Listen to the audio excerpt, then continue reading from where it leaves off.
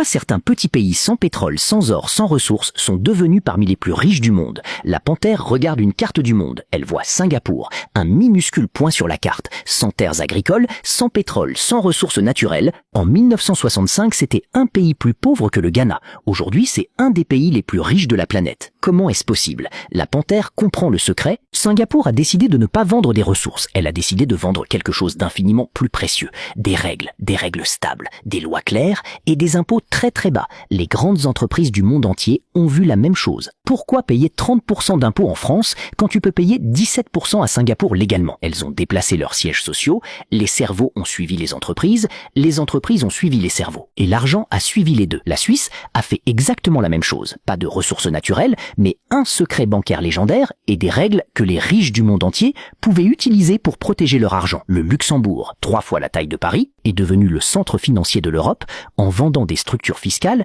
que les multinationales utilisent pour ne payer presque aucun impôt. La panthère réalise la vérité. La vraie ressource naturelle du 21e siècle, ce ne sont pas le pétrole ou l'or, c'est la confiance. Un gouvernement stable, un système juridique prévisible et un taux d'imposition attractif attirent plus de richesses que 100 ans de pétrole. Les pays pauvres vendent leurs ressources une seule fois. Les pays intelligents vendent leurs règles pour toujours. Si tu veux comprendre comment le vrai monde fonctionne, abonne-toi.